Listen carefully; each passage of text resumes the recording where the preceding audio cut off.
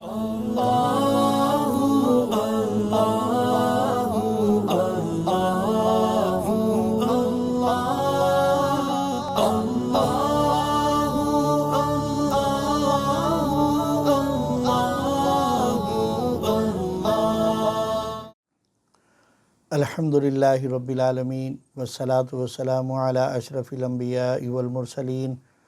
وعلی آلہ الطیبین الطاہرین وعلی آلہ وصحبہ ومن تبعہم بإحسان الی یوم الدین اما بعد۔ وعن عدی بن حاتم رضی اللہ تعالی عنہ قال قال سمعت رسول اللہ صلی اللہ علیہ وسلم من استطاع منکم ان یستطیر من النار ولو بشق تمرۃ فلیفعل او کما قال علیہ الصلاۃ والسلام، رواہ المسلم۔ محترم سامعین و ناظرین، السلام علیکم ورحمۃ اللہ وبرکاتہ۔ ماہ رمضان المبارک کے حوالے سے درس حدیث کے عنوان کے تحت آج یہ ہمارا 25واں پروگرام ہے، اور آج جو حدیث مبارکہ ہم نے سننے اور پڑھنے کی سعادت حاصل کی ہے، اس میں حضرت عدی بن حاتم رضی اللہ تعالیٰ عنہ فرماتے ہیں کہ میں نے رسول اللہ صلی اللہ علیہ وآلہ وسلم کو یہ کہتے ہوئے سنا کہ تم میں سے جو شخص اللہ کی راہ میں کھجور کا ایک ٹکڑا دے کر ہی آگ کے عذاب سے بچ سکتا ہے تو اسے ایسا ضرور کرنا چاہیے۔ یہ حدیث مبارکہ انفاق فی سبیل اللہ کے حوالے سے ہے۔ انفاق فی سبیل اللہ کے معنی اللہ کے راستے میں خرچ کرنا ہے۔ قرآن مجید و فرقان حمید میں اور احادیث رسول اللہ صلی اللہ علیہ وآلہ وسلم میں اللہ کے دیے ہوئے مال کو اللہ کے راستے میں خرچ کرنے کی بہت زیادہ تاکیدیں آئی ہیں۔ قرآن مجید میں ارشاد باری تعالیٰ ہے والذین یؤمنون بما انزل الیک وما انزل من قبلک وبالآخرۃ ھم یوقنون، سورہ بقرہ کی ابتدائی آیت ہے۔ ارشاد باری تعالیٰ جو لوگ ایمان لاتے ہیں غیب پر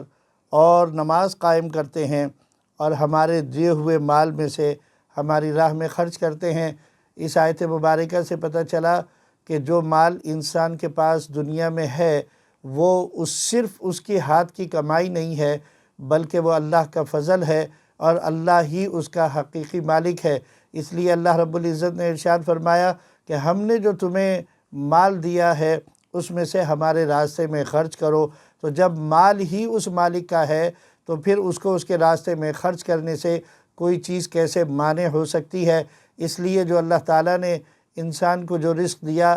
اس کے ایک معنی یہ بھی ہیں کہ جس کے پاس کم ہے وہ بھی اللہ کا دیا ہوا ہے، جس کے پاس زیادہ ہے وہ بھی اللہ کا دیا ہوا ہے، اور جس کے پاس بہت زیادہ مال ہے وہ بھی اللہ ہی کا دیا ہوا ہے۔ تو جس کو جیسا اللہ نے عطا فرمایا ہے اس کو ویسا ہی اللہ کے راستے میں خرچ کرنا چاہیے۔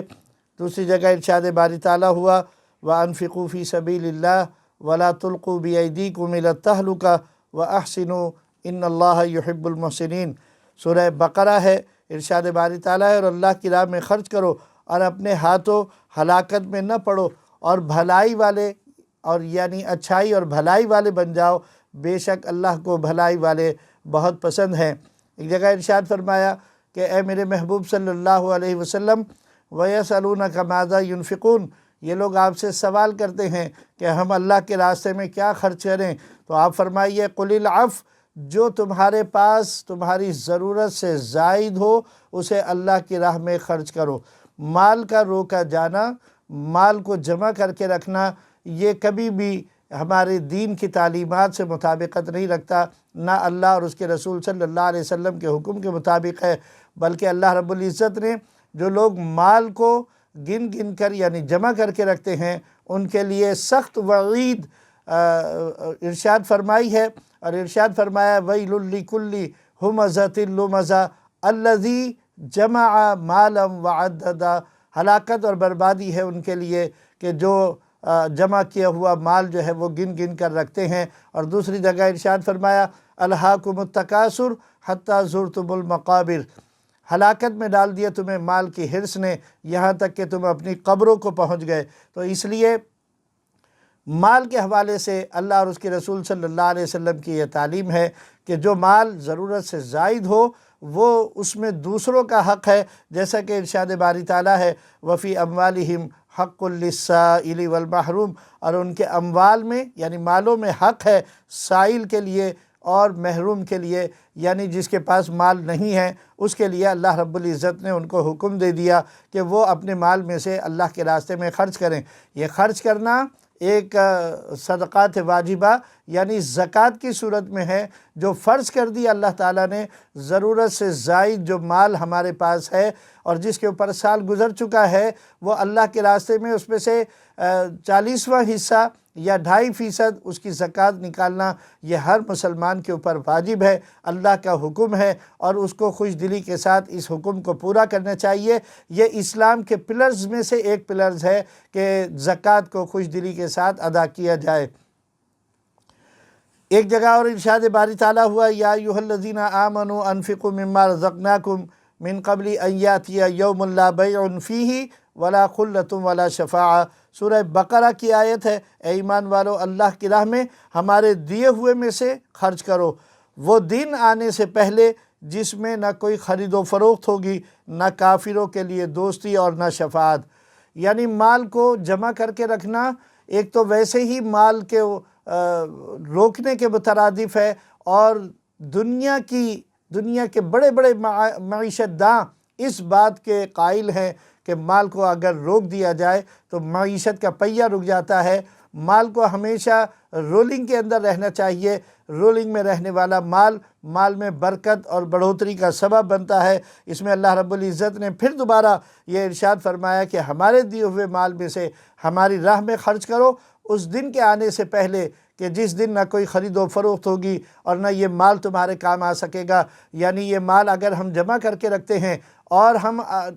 اس مال کو جمع کر کے رکھ کر مر جاتے ہیں تو یہ مال ہمارے کام آنے والا نہیں ہے، لیکن اگر یہی مال ہم اللہ کے راستے میں خرچ کر دیتے ہیں تو کل قیامت کے دن اللہ تعالیٰ اس مال کے سبب سے ہماری نجات کا اس کو ذریعہ بنا دے گا۔ ایک مرتبہ نبی کریم صلی اللہ علیہ وآلہ وسلم نے ایک بکری ذبح فرمائی اور اس کا گوشت بنوا کر اپنی ازواج مطہرات سے فرمایا کہ اسے تقسیم کر دو، اور آپ اپنے کسی کام سے باہر تشریف لے گئے۔ جب واپس آئے تو آپ نے پوچھا کہ وہ جو گوشت تھا بکری کا وہ تقسیم کر دیا؟ تو عرض کیا گیا یا رسول اللہ صلی اللہ علیہ وسلم ایک دستی ابھی باقی ہے۔ نبی کریم صلی اللہ علیہ وسلم نے بڑے پیارے انداز میں، سمجھانے کے انداز میں اور آنے والے امتیوں کے لیے بڑے پیارے انداز میں یہ سمجھا دیا۔ ارشاد فرمایا باقی وہ نہیں ہے جو تمہارے پاس ہے، باقی وہ ہے جو تم نے اللہ کے راستے میں دے دیا۔ یعنی وہ دستی جسے اس وقت یہ کہا گیا کہ وہ باقی رہ گئی ہے،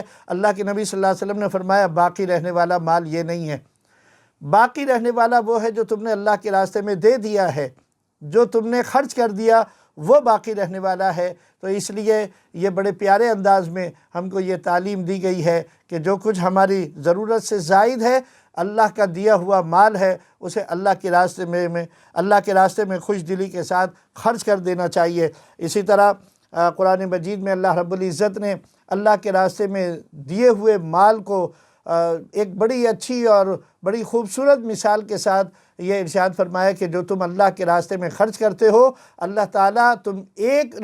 روپیہ اللہ کے راستے میں دیتے ہو، اللہ کیسے اسے بڑھا دیتا ہے۔ مثال دے کر ارشاد فرمایا مثل الذین ينفقون اموالهم فی سبیل اللہ کمثل حبۃ انبتت 7 سنابل فی کل سنبلۃ 100 حبۃ واللہ یضاعف لمن یشاء واللہ واسع علیم۔ سورہ بقرہ ہے 3 پارہ۔ ارشاد فرمایا ان کی مثال جو اپنا مال اللہ کی راہ میں خرچ کرتے ہیں اس دانے کی طرح ہے جس نے 7 بالی اگائیں، ہر بالی میں 100 دانے ہیں۔ تو یہ مثال دی کھیتی کرنے والے کسان کی کہ کسان جب زمین تیار کرتا ہے اس کے اندر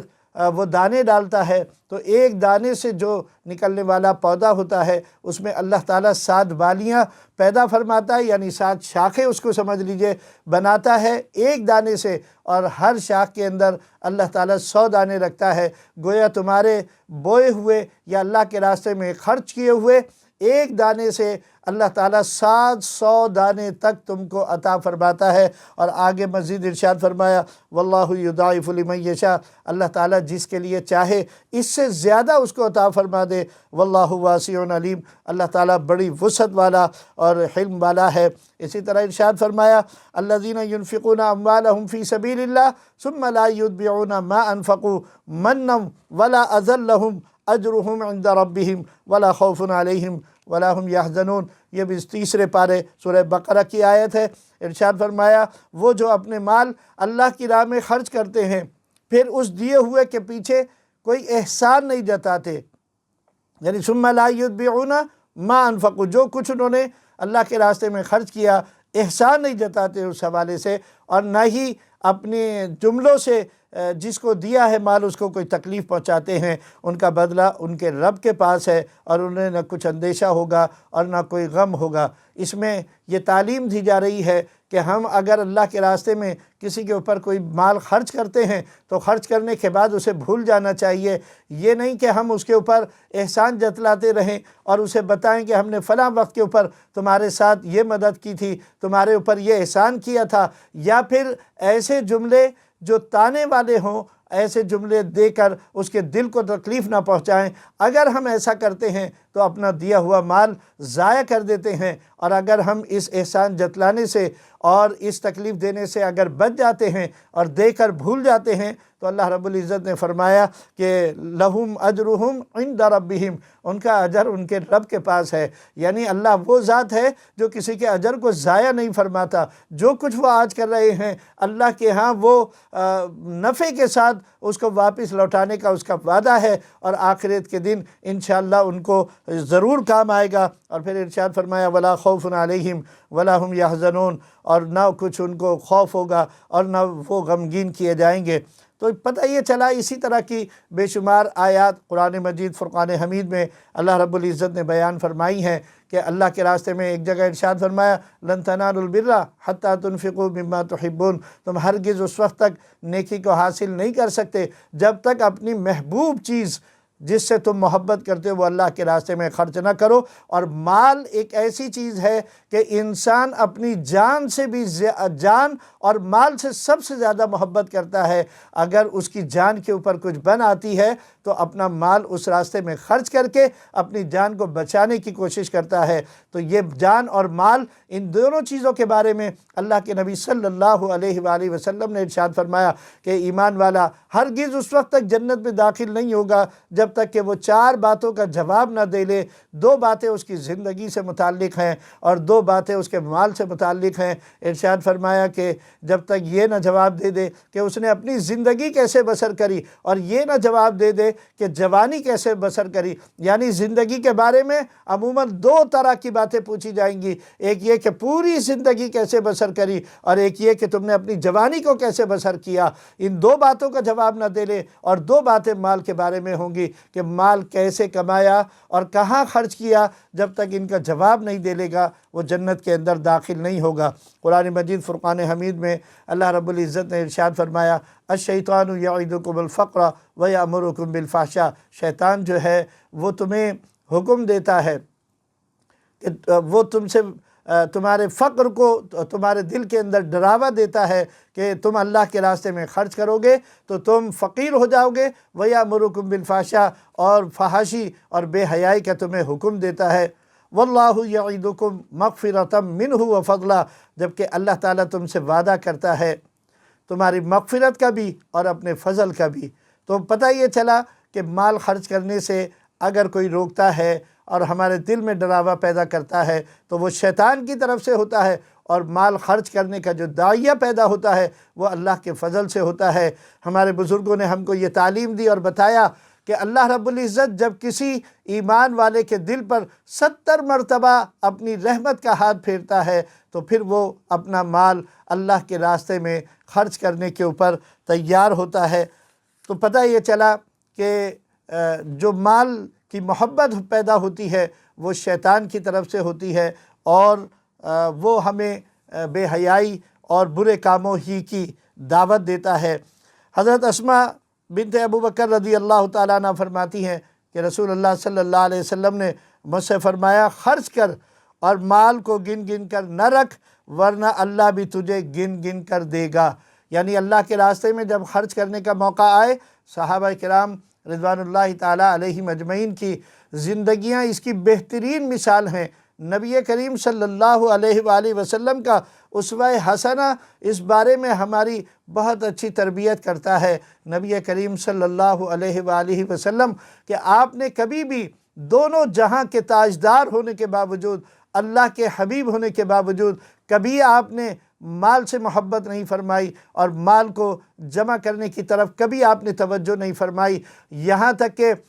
جب آپ بیماری کے ایام میں اور اپنے آخری ایام میں تھے تو اس سے پہلے آپ نے حضرت سیدہ عائشہ صدیقہ رضی اللہ تعالیٰ عنہ کو 8 درہم بھجوائے تھے کہ اسے اللہ کے راستے میں خرچ کر دو۔ آپ کی بیماری کے ایام میں تیمارداری کی وجہ سے ام المومنین سیدہ عائشہ صدیقہ رضی اللہ تعالیٰ عنہ وہ خرچ کرنا بھول گئیں، اور جب نبی کریم صلی اللہ علیہ وآلہ وسلم آپ کے حجرہ مبارکہ میں تشریف لے آئے اور وہیں آپ نے اپنے آخری ایام گزارنے کا ارادہ ظاہر فرمایا، تو آپ نے ایک دن پوچھا، اے عائشہ میں نے تمہیں جو درہم بھیجے تھے تم نے وہ اللہ کے راستے میں خرچ کر دیے؟ ام المومنین سیدہ عائشہ صدیقہ رضی اللہ تعالیٰ عنہ نے فرمایا، یا رسول اللہ صلی اللہ علیہ وسلم آپ کی بیماری کی وجہ سے اور تیمارداری کی مصروفیات کی وجہ سے میں وہ اللہ کے راستے میں خرچ کرنا بھول گئی ہوں۔ نبی کریم صلی اللہ علیہ وسلم نے ان سے فرمایا، جاؤ فوراً اور اسے اللہ کے راستے میں خرچ کر دو۔ میں اس حال میں اپنے رب سے ملنا نہیں چاہتا کہ میں دنیا کے اندر دنیا کا کوئی مال چھوڑ کر دنیا سے رخصت ہوں۔ یہ نبی کریم صلی اللہ علیہ وسلم کی پیاری زندگی سے ہم کو یہ اسوہ ملتا ہے۔ اور دوسری بات یہ ہے کہ ایک طرف یہ عالم ہے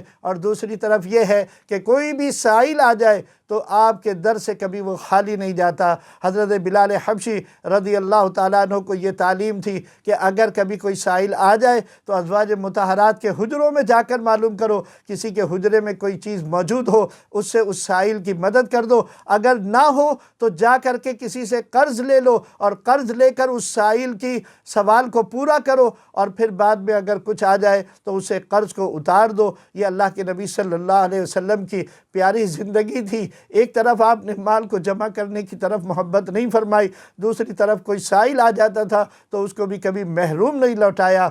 دونوں جہاں کے تاجدار ہیں، اور آپ کا یہ عالم ہے کہ آپ تھوڑا سا بھی مال اپنے ازواج مطہرات کے گھروں کے اندر رکنا اور رہنا پسند نہیں فرماتے۔ ایک مرتبہ حضرت عقبہ بن عامر رضی اللہ تعالیٰ عنہ کہتے ہیں کہ ہم نے نبی کریم صلی اللہ علیہ وسلم کے پیچھے عصر کی نماز پڑھی، نماز کا سلام پھیرا اور تھوڑی دیر کے بعد نبی کریم صلی اللہ علیہ وسلم اٹھ کر تیزی سے لوگوں کے موڈوں کو کراس کرتے ہوئے اس کے اوپر سے گزرتے ہوئے ازواج مطہرات کے گھروں میں سے ایک گھر میں تشریف لے گئے۔ اس جلدی میں تشریف لے جانے کی وجہ سے صحابہ کے اندر تشویش پیدا ہوئی کہ نہ جانے کیا بات ہے کہ نبی کریم صلی اللہ علیہ وسلم جو یہ تعلیم دیتے تھے کہ جب کوئی مجلس کے اندر بیٹھا ہو تو اس کے لیے یہ جائز نہیں ہے کہ وہ کسی کے موڈے کے اوپر سے پھلانگ کر آگے جائے، آپ صلی اللہ علیہ وسلم اتنی تیزی سے تشریف لے گئے اور لوگوں کے موڈے کے اوپر سے کراس کرتے ہوئے تشریف لے کے گئے۔ تو جب آپ تشریف لائے تو حضور نبی کریم صلی اللہ علیہ وسلم سے صحابہ نے پوچھا کہ یا رسول اللہ صلی اللہ علیہ وسلم خیریت تو تھی، آپ اتنی تیزی سے تشریف لے گئے تھے؟ نبی کریم صلی اللہ علیہ وسلم نے ارشاد فرمایا، مجھے سونے کا ایک ٹکڑا یاد آ گیا تھا جو گھر میں رہ گیا تھا، مجھے یہ بات گرا گزری کہ مجھے موت آ جائے اور یہ میری ازواج میں سے کسی کے گھر کے اندر رہ جائے اور مجھے اللہ کے ہاں اس کا حساب دینا پڑ جائے، اس لیے میں جلدی سے اٹھا اور جا کر کے میں نے اس کو اللہ کے راستے میں خرچ کرنے کا اور بانٹنے کا کہہ کر آیا ہوں۔ اسے بخاری کے اندر اس حدیث کو روایت کیا گیا۔ یعنی ہم یہ سمجھتے ہیں کہ اس کے معنی یہ ہے کہ نبی کریم صلی اللہ علیہ وسلم نے اپنے صحابہ کو یہ تعلیم دی ہے کہ جو کچھ بھی زائد مال ہو اسے اللہ کے راستے میں خرچ کرنا چاہیے۔ تو یہ تعلیم صحابہ ہی کے لیے صرف نہیں تھی بلکہ قیامت تک آنے والے تمام امتیوں کے لیے یہ تعلیم ہے کہ وہ اللہ کے دیے ہوئے مال کو اللہ کے راستے میں خوش دلی سے خرچ کریں، اور خرچ کرنے کے بعد جس کے اوپر خرچ کیا ہے اس پر نہ تو احسان جتلائیں اور نہ ہی اسے ایسے جملے بولیں جس سے اس کے دل کو تکلیف اور ایذا پہنچے۔ نبی کریم صلی اللہ علیہ وسلم سے سوال کیا گیا۔ حضرت سیدنا ابو ہریرہ رضی اللہ تعالیٰ عنہ اس حدیث کے راوی ہیں کہ یا رسول اللہ صلی اللہ علیہ وسلم، کون سا صدقہ اللہ کے راستے میں ثواب کے اعتبار سے زیادہ بڑا ہوا ہے، یعنی کس حال میں ہم اللہ کے راستے میں صدقہ کریں؟ تو نبی کریم صلی اللہ علیہ وسلم نے ارشاد فرمایا، وہ صدقہ جو ایسی حالت میں تو کرے کہ جب تو تندرست ہو اور تیرے پاس، تیرے دل میں مال جمع کرنے کی حرص ہو، اپنے فقیر ہو جانے کا ڈر ہو، اپنے مالدار ہونے کی تمنا ہو، اور صدقہ کرنے کو اس وقت تک تو مؤخر نہ کر کہ روح حلق تک پہنچ جائے، یعنی مرنے کا وقت قریب آ جائے۔ تو یوں کہیے کہ، یا یوں کہے اس وقت جب تیرا وقت قریب آ جائے کہ اتنا مال اس میں سے فلاں کو دیا جائے، اتنا مال فلاں کو دیا جائے۔ تو پتہ یہ چلا کہ اللہ کے نبی صلی اللہ علیہ وسلم یہ تعلیم دے رہے ہیں کہ مال اگر تمہارے پاس ہے تو تم اس مال کو اس وقت خرچ کرو جب تم تندرست ہو، بیماری کی حالت نہ ہو، اس بیماری سے تندرستی کے لیے تم مال خرچ نہ کر رہے ہو، جیسا عموماً آج ہم لوگ کرتے ہیں۔ بیمار ہو جاتے ہیں تو کہا جاتا ہے یار اللہ کے راستے میں صدقہ دے دو، اس کا صدقہ اتار دو۔ وہ صدقہ بھی اگرچہ کہ اللہ کی بارگاہ میں مقبول ہے، لیکن وہ صدقہ ثواب میں سب سے زیادہ بڑھ کر ہے کہ جو تندرستی کی حالت میں دیا جائے۔ اور پھر اللہ کے نبی صلی اللہ علیہ وسلم نے کہا اس وقت دو جب تمہیں مال کی ضرورت ہو، تمہارے دل میں تمنا ہو کہ یہ مال ہمارے پاس آ جائے، اس وقت اللہ کے راستے میں اپنا مال خرچ کرو، اور تندرستی کی حالت میں موت سے پہلے اللہ کے راستے میں خرچ کرو۔ اگر اس وقت تم نے خرچ کیا جب روح تمہاری حلق تک پہنچ چکی ہے، اب تم کہتے ہو کہ اس مال میں سے فلاں کو دے دیا جائے اور فلاں کو دے دیا جائے، تو یہ صدقہ اللہ کے ہاں اس ثواب کا، اجر کا مستحق نہیں ہوگا جو کہ صحت کی حالت میں اللہ کے حضور میں صدقہ اور خیرات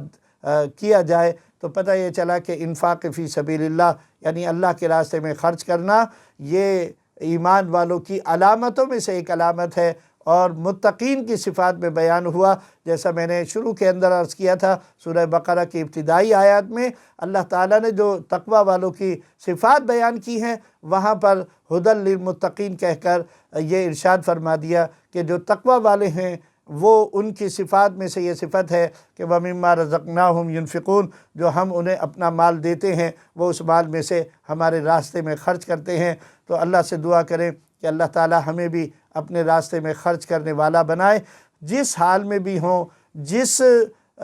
معاشی اعتبار سے جس لیول اور اسٹیٹس پہ بھی ہوں، ہم ہر حال میں اللہ کے راستے میں خرچ کرتے رہیں۔ اللہ کا وعدہ ہے جو اللہ کے راستے میں خرچ کرے گا، اللہ اس کو اس کے مال میں نفع کے ساتھ اس کو وہ واپس لوٹائے گا۔ اللہ تعالی ہمارے ایمان کامل فرمائے۔ شیطان جو ہمیں